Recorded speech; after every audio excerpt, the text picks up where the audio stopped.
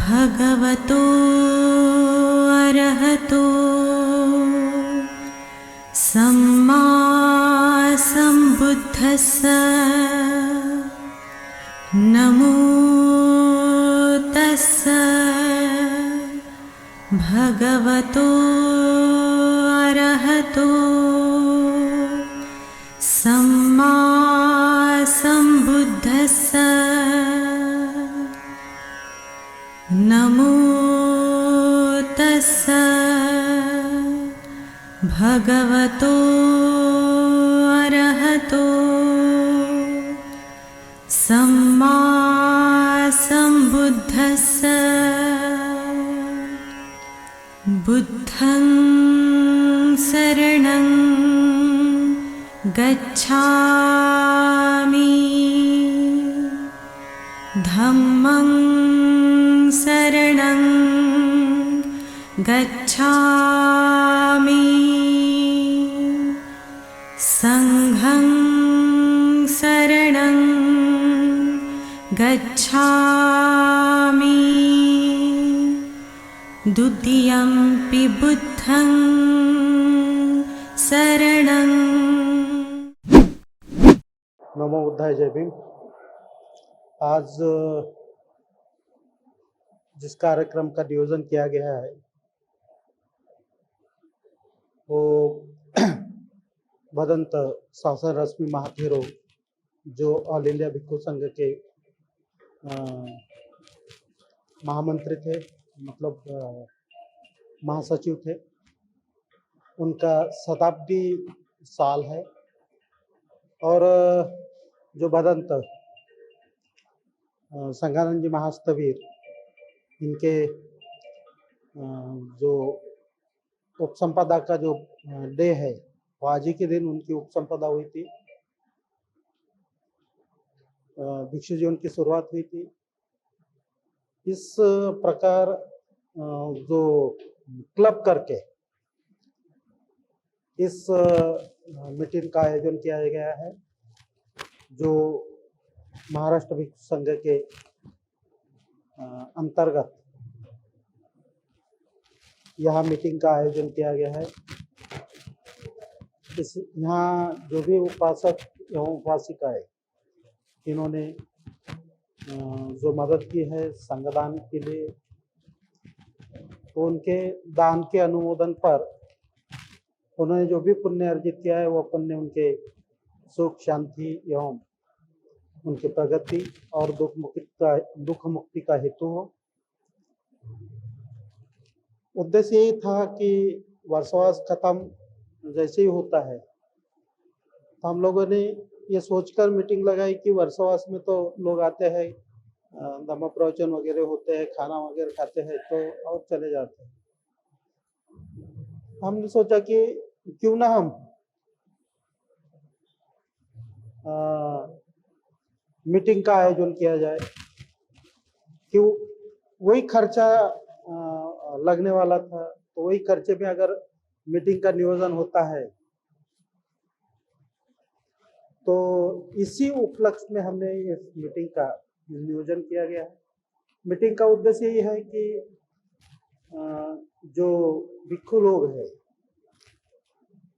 तो भिक्षुओं में जो गुटबाजी और बाकी की चीजें हम लोग देखते हैं, तो ये चीजें ना हो, क्योंकि भगवान ने कहा है कि काले न धम्म साकच्छा है तंग मंगल उत्तम, कि वक्त वक्त पर धम्म का श्रवण करना चाहिए। और धम्म का श्रवण करने के लिए बार बार भिक्षु संघ एक साथ आए, एक जगह आए, उससे क्या होता है कि एक दूसरे के प्रति जो तू मैं की या फिर एग्जिस्टेंस की जो फीलिंग्स है वो नहीं रहती, और एक दूसरे के प्रति जो आदर है, जो सम्मान है, जो मैत्री की भावना है, वो वृद्धिंगत होती है, बढ़ती है। तो वही उपलक्ष्य, मतलब वही उद्देश्य को साध्य करने के लिए इस मीटिंग का आयोजन किया गया है। साथ में कि जो विनय के अनुसार भगवान ने जो विनय बताए हैं, या विनय का उपदेश दिया है, भिक्षुओं को निर्देशित किया है कि भिक्षुओं ने क्या करना चाहिए। तो भगवान ने दीक्षा देते वक्त ही कहा था कि सर्व दुख निसरण सच्चीकरण था एवं कासावं गहित्वा पब्बाजितम एवं। तो प्रवर्जित होने का उद्देश्य यह है कि सभी दुखों से मुक्ति, ना कि किसी प्रकार के आलंबन या किसी प्रकार के आडंबर में फंसना। यही मुख्य उद्देश्य रहा है भिक्षु बनने का। तो मीटिंग के अंतर्गत यही मतलब एंकरेज करने का प्रयास किया जाएगा बड़े भिक्षुओं के द्वारा कि वो इन चीजों को वो प्राप्त करने का प्रयास करें, इन चीजों के लिए प्रयास करें। क्योंकि जब तक हम दुख मुक्त नहीं होंगे और दुख मुक्त होने के लिए जो दुख मुक्ति के मार्ग पर चलने का प्रयास नहीं करेंगे तो दुख मुक्त नहीं होंगे। और भगवान ने जो संघ की निर्मित की थी इसी उद्देश्य कि ये आइडियल जो संघ है, जिसे हम आइडियल मॉडल भी कह सकते हैं कि ये आइडियल मॉडल सोसाइटी के आगे जाए, समाज के आगे जाए। क्योंकि जो सोशल ट्रांसफॉर्मेशन की बात है तो इंसान को देख के बदलता है। अगर इंसान को देख के बदलता है तो स्वाभाविक है कि आइडियल मॉडल अगर सोसाइटी में जाता है तो सोसाइटी का ट्रांसफॉर्म हो सकता है, ट्रांसफॉर्मेशन हो सकता है कि वो आइडियल मॉडल के अनुसार या फिर उस आइडियल का वो अनुकरण करे। अगर अनुकरण करते हैं तो स्वाभाविक है कि वो समाज में जो बदलाव है, समाज में जो कुरीतियां है, समाज में जो बाकी के गड़बड़ी चल रही है, अगर वो संघ का अनुसरण करेंगे तो वो भी अपने आप में खुद आइडियल बन जाएंगे। अपने आप में वो खुद एक नैतिक जीवन जीने का प्रयास करेंगे। उसके वजह से क्या होगा कि उनको भी देख के दूसरे लोग उनका अनुसरण करेंगे और इस प्रकार सोसाइटी में ट्रांसफॉर्मेशन जो मॉरल जो कहते हैं हम या इथिकल ट्रांसफॉर्मेशन जो कहते हैं, तो इथिकल ट्रांसफॉर्मेशन के लिए इस मीटिंग का एक्चुअली नियोजन है। और इसी पवित्र उद्देश्य को लेकर हमने ये प्रयास किया है। इसमें हमारा ना कोई निजी स्वार्थ रहा है, सिर्फ इतना उद्देश्य रहा है कि संघ की निर्मित हो, संघ सन्मार्ग पर चले, संघ दुख मुक्ति के मार्ग पर चले और स्वयं भी दुख मुक्त हो और औरों के भी दुख मुक्ति का हेतु हो, कारण हो। इसी उद्देश्य के साथ हम इस मीटिंग का आयोजन किया है। कहाँ तक सफल होती है ये तो आप लोगों ने देखा है और देख रहे हैं, सफल तो होगी।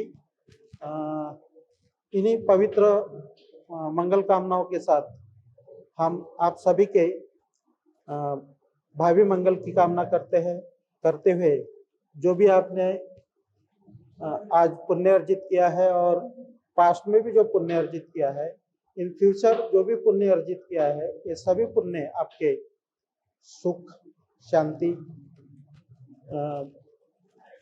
निरोगी और निब्बान का हेतु हो, कारण हो।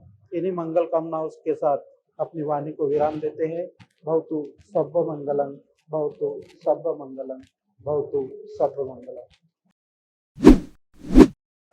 आज रोजी आलोक महाविहार संघर्षनगर नागपूरला महाराष्ट्र भिक्खू संघाची या ठिकाणी कार्यकारिणीची बैठक व या ठिकाणी सर्वांचा उपस्थित राहणं अनिवार्य होतं, त्याप्रमाणे सारे भिक्खू संघ इथं आलेले आहे। त्या प्रसंगी धम्मपथिक पूज्य भदंत सदानंद महास्तवीर उर्फ सद्धम्मादित्य यांनी हे स्वतः लिहिलेलं पुस्तक यांचं प्रकाशन पूजनीय भदंत धम्मशिवजी महाथेरो व भिक्खू संघाच्या हस्ते या ठिकाणी झालेलं आहे। पूज्य भदंत हे भारतातले प्रसिद्ध असे भिक्खू होते। त्यांनी सर्व महाराष्ट्रभर धम्मप्रचार प्रसार करून ते जपानला गेले, थायलंडला गेले, सिंगापूरला गेले आणि त्यानंतर त्यांनी आपल्या ग्रामीण भागामध्ये सुद्धा धम्माचा प्रचार केला. भंडारा जिल्ह्यातल्या गावागावात गेले. त्याशिवाय अकोला जिल्हा, बुलढाणा जिल्हा आणि अमरावती व नांदेड, औरंगाबाद, अजंठा अशा सर्व धम्म परिषदेमध्ये भंतेजींनी मोठ्या प्रमाणामध्ये भाग घेऊन लोकांना मार्गदर्शन केलं आणि ते संघानुशासक म्हणून प्रसिद्ध होते. आपल्या जीवनामध्ये त्यांनी संसार त्याग केल्यानंतर संपूर्ण बुद्ध धर्म आणि बुद्ध शासनाला त्यांनी मोठं करण्याचं कार्य केलं. भंतेजींचं हे प्रभुत्व होतं भाषेवरती, त्यामुळे त्यांनी बरेच पुस्तकं लिहिले. जवळपास 13 पुस्तकं भंतेजींनी लिहिलेले आहेत. त्यातलं अनागरिक धम्मपालांचं पुस्तक आणि महाबोधी महाविहारावर होणारे अत्याचार त्याला वाचा चांगली फुलली भंतेजींनी. त्याशिवाय त्यांची एक नाटिका सुद्धा त्यांनी तयार केलेली आहे. अत्यंत चांगली त्यांची लेखणी आहे व भंतेजींनी मिलिंद प्रश्न या ग्रंथाचा अनुवाद सुद्धा करून आपल्या जनमानसामध्ये त्याच्याबद्दलची आवड निर्माण केली. भंतेजी खेड्यापाड्यामध्ये सदैव फिरत होते. त्या काळातले प्रसिद्ध भिक्खू पूज्य भदंत धर्मकीर्तीजी, पूज्य भदंत सदानंद महाथेरो, पूज्य भदंत धम्मशिवजी महाथेरो, पूज्य भदंत उपाली महाथेरो अशा प्रकारे ही जुनी भिक्खूंची पहिली पिढी धम्मक्रांतीनंतर आपल्या महाराष्ट्रामध्ये भारतामध्ये धम्म प्रचार आणि प्रसार करत राहिली व जनमानसामध्ये लोकाभिमुख होऊन व समाजाभिमुख होऊन लोकांमध्ये मिक्स झालेला हा एकमेव असा भिक्खू आहे की ज्यांनी स्वतः पायाने प्रवचन केले. पायी जाऊन गावात खेड्यापाड्यामध्ये आणि प्रत्येक भागामध्ये त्यांनी प्रचार केला. त्याशिवाय कामठी येथे त्यांचा वर्षावास झाला आणि ते केळझरला पुन्हा परत गेले आणि केळझरला राहू लागले. त्याशिवाय ते मुळावा इथे सुद्धा नेहमी आले होते व कापसी नावाचं गाव तिथे त्यांची धम्म शिबिराची पूर्ण 10 दिवसाचं शिबिर तिथे झालं आणि वेगवेगळ्या भागामध्ये त्यांनी धम्म शिबिराचा माध्यमातून लोकांवर धम्मसंस्कार चांगल्या प्रकारे केले. पूज्य भदंत एक विलक्षण असे पूर्ण बुद्ध धर्मावरले अभ्यासू आणि सैद्धांतिक विचारावर मांडणी करणारे व चांगल्या प्रकारचं विश्लेषण करणारे बुद्ध इतिहासाचं आणि बुद्ध जीवनाचं. त्याशिवाय पूज्य भदंत हे आपापल्या वेगवेगळ्या लोकांना मात्र ते पूर्ण समजावून सांगत राहिले. त्यांनी मुंबईचा, पुण्याचा आणि त्याच्या ठाण्याचा पण दौरा केला आणि अशा प्रकारे महाराष्ट्र आणि वेगवेगळ्या राज्यामध्ये जाऊन त्यांनी आपला संबंध हा प्रस्थापित केला. भिक्खू संघाला जोडण्याचं काम व समाजाला बलवान करायचं काम, त्यांची महत्वाकांक्षा, श्रद्धा आणि भावना वाढवण्याचं काम पूज्य भदंत सदानंद महाथेरो यांच्याद्वारे चांगल्या प्रकारे झालं. या ठिकाणी मी त्यांना शतशः नमन करतो. आज यहाँ 3 तारीख को ऑल इंडिया भिक्खू संघ की तरफ से महाराष्ट्र शाखा की एक बैठक बुलाई गई है और इस संदर्भ में 9 बजे अपने अंबेडकर चौक से यानी इंदौरा चौक से रैली निकाली गई। उसके बाद यहाँ पर संगदान दिया गया और अब मीटिंग की शुरुआत होने वाली है। तो उसके पहले सदानंद भंते जी जो हमारे बड़े ही आदरणीय भंते हैं, उनके गुजरने के 1 हफ्ते पहले उन्होंने जो पुस्तक लिखी थी उसका आज विमोचन हुआ है धम्म पथिक के नाम से। तो जैसे कि बहुत से लोग जानते हैं कि सदानंद भंते जी ने 3 पीढ़ियों से ज़्यादा लोगों को मार्गदर्शन किया है। वो सबसे दीर्घ काल तक जब यहाँ पर महाराष्ट्र में बौद्ध धर्म नहीं था, तब ऐसे समय में वो पैदल घूम कर प्रचार किया। तो उनके बहुत अच्छे अनुभव है। उन सारे अनुभवों को और उनको इस किताब में उन्होंने लिखा हुआ है। और ख़ास कर उन्होंने 2018 में औरंगाबाद में जब भिक्खू ट्रेनिंग सेंटर हुआ था, तो वहाँ पर वो 3 महीने वर्षावास किया और फिर वो चाहते थे कि यहाँ नागपुर में भी ऐसा ही कुछ भिक्षु ट्रेनिंग सेंटर हो, और इस दृष्टि से वो यहाँ पर आए और उन्होंने एक आलोक का ट्रस्ट उनके द्वारा ये गठित हुआ और वो इस यहाँ पर भिक्खु ट्रेनिंग सेंटर बनाने का प्रयत्न कर रहे थे। लेकिन ये दुर्भाग्य है कि वो ये काम पूरा किए बिना उन्होंने अपने शरीर त्याग दिया। तो उनके प्रति कृतज्ञता व्यक्त करने के लिए हमने वो बेड़ा उठाया है कि उनकी इच्छा को पूरा किया जाए और साथ ही साथ उन्होंने जो किताब अपनी जीवनी पर लिखी थी, आलोका ट्रस्ट अपनी कृतज्ञता व्यक्त करने के लिए इस पुस्तक को विमोचन किया है। मैं उम्मीद करता हूं कि सभी इस पुस्तक को पढ़कर प्रेरणा लेंगे और उन्होंने जिस तरह से अपना जीवन त्याग किया है धम्म प्रचार के लिए, उसी तरह से सभी भिक्षुगण इस धम्म प्रचार के लिए केवल महाराष्ट्र में नहीं, सारे भारत में प्रचार कर कर इस भारत को बौद्धमय बनाएंगे, ऐसी मैं उम्मीद करता हूँ। नमो बुद्धाय, नमो धम्माय, नमो संघाय। इन तीन रत्नों को प्रणाम, जिनके द्वारा हमें तीन रत्न प्राप्त हुए हैं। ऐसे विश्व रत्न बाबा साहब के प्रति कृतज्ञता भाव और आखिरी सांस तक उनके धर्म क्रांति को समर्पण।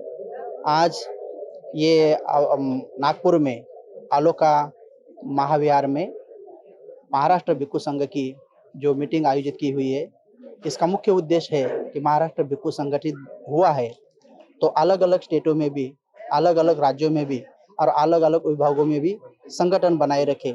तो इसलिए आज का ये मीटिंग का आयोजन पूज्य धम्म सेवक जी महास्तवीर, जो कि हमारे महाराष्ट्र भिक्षु संघ के प्रेसिडेंट है, उनके अध्यक्षता में ये आयोजन किया हुआ है। खास तौर पर पूज्य शासन रश्मि जी महाथेरा, जो हमारे ऑल इंडिया भिक्षु संघ के माजी सेक्रेटरी हुए, उनके शताब्दी वर्ष का भी कृतज्ञता भाव व्यक्त करने के लिए, साथ ही साथ पूज्य सदानंद जी महास्तवीर, जो कि हमारे ऑल इंडिया भिक्षु संघ के संघानुशासक रहे हैं, उनके द्वारा लिखित जो धम्मपथिक किताब है, उसका विमोचन करके उनके प्रति कृतज्ञता भाव करने के लिए भी आज का ये आयोजन किया हुआ है। तो सुबह बाबा साहब की प्रतिमा को पुष्पमाला चढ़ाकर हम इंदौरा के उस चौक से आलोका बुद्ध विहार तक धम्म रैली में उपासक और बहुसंख्य से भिक्षु सम्मिलित हुए हैं। यहाँ आने के बाद भिक्षु संघ को सम्मान के साथ बुद्ध धम्म संघ की पूजा की। उसके पश्चात भिक्षु संघ ने भोजन किया। उपासकों के द्वारा जो संघ दान दिया गया, वो संघ ने दान लेकर उन्हें आशीर्वाद दिया और उसके पश्चात सभी उपासक एवं उपासिकाओं के लिए पंचशील दिया गया। पंचशील के पश्चात सभी के लिए करणी मत सूत्र का, मेत्ता सूत्र का, मैत्री सूत्र का पाठ हुआ और सभी विश्व में सुख शांति बनाए रहे और भिक्षु संघ का अच्छा संगठन बने रहे और बाबा साहब का सपना पूरा हो, ताकि भारत बौद्ध में होगा। जब भिक्षु संघ संगठित होगा तो भिक्षु संघ कोई ना कोई बहुत अच्छा निर्णय लेगा, ताकि आने वाले भिक्षु प्रशिक्षित हो और अच्छे खासे धर्म विनय में पके हो और वो जाके भारत भर में प्रचार करेंगे। तो भारत बौद्ध में करने के लिए, बाबा साहब का सपना पूर्ण करने के लिए ये आज का आयोजन किया है और दोनों भिक्षु को कृतज्ञता भाव प्रकट करने के लिए नियोजन किया है। जय भीम, नमो बुद्धाय। महाराष्ट्र भिक्षु संघ की ओर से ये जो यहाँ पुस्तक प्रकाशन और सभी भंते जी का एक गैदरिंग यहाँ हुआ है, तो उसके उपलक्ष्य में महाराष्ट्र से कोने कोने से आए सभी भिक्षुओं को यहाँ एक धम्म और विनय और उनकी एक कार्यशाला का यहाँ आयोजन किया गया है। तो इसमें बंदे विनय रखिता है, बंदे ज्ञान बोधि जी है, इनके द्वारा ये यहाँ इकट्ठा होने का आयोजन किया गया है। तो ये सही में एक बहुत बड़ा अच्छा प्रयास है, जिसके माध्यम से धम्म का कार्य आगे बढ़ाने का कार्य एक सूत्र में बांधकर करने का एक बहुत अच्छा प्रयास यहाँ हो रहा है। तो इस प्रयास को मैं शुभकामनाएं देता हूँ। सब कुछ जय भीम, नमो बुद्धाय।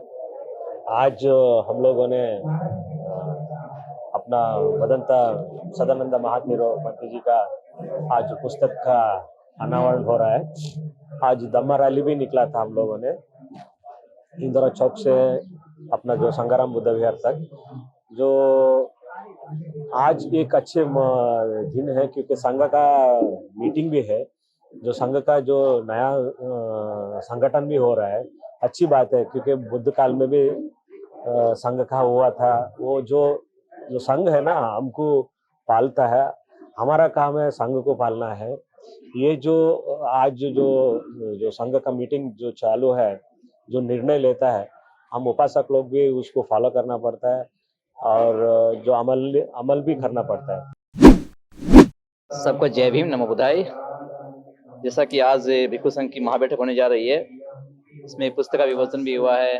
भिक्षु संघ का आज देखो भिक्षु संघ क्या निर्णय लेते हैं, आगे की भविष्य के रूप में किस तरह कार्य करना है और उस क्षेत्र में काम करना है जहाँ पर बुद्धिज्म नहीं फैला है, उसी तरह हम लोग काम करने की योजना बना रहे हैं। जहाँ तक राजस्थान है, पंजाब है, हरियाणा है, राजस्थान, जैसे मैं राजस्थान से बिलोंग करता हूँ। भूतपूर्व में मैं लेक्चरर था इंग्लिश से, एम इंग्लिश से, तो अभी मैं मॉन्क बना हूँ और मैं सीखने के लिए यहाँ नागपुर में आया हूँ। और यहाँ से सीख करके हम लोग पूरे भारत के अंदर ये जो बाबा साहब का जो प्रबुद्ध भारत बनाने का जो एक विचार था, संकल्पना थी, उसको हम पूरा करने में कामयाब जल्दी होंगे। 2050 तक हम लोग कवर कर लेंगे और जो 22 सदी होगी वो पूरा भारत प्रबुद्ध भारत होगा, पूरा भारत बौद्ध में होगा। ऐसा हमने पूरे भिक्षु संघ का ऐसे विचार चल रहा है कि 2022 का जो भारत होगा पूरा प्रबुद्ध भारत होगा। इस साथ मैं जानने बोलते सारी भिक्षु संघ को बदनामी करते हुए और उपासक सबको जय भीम नमो बुद्धाय।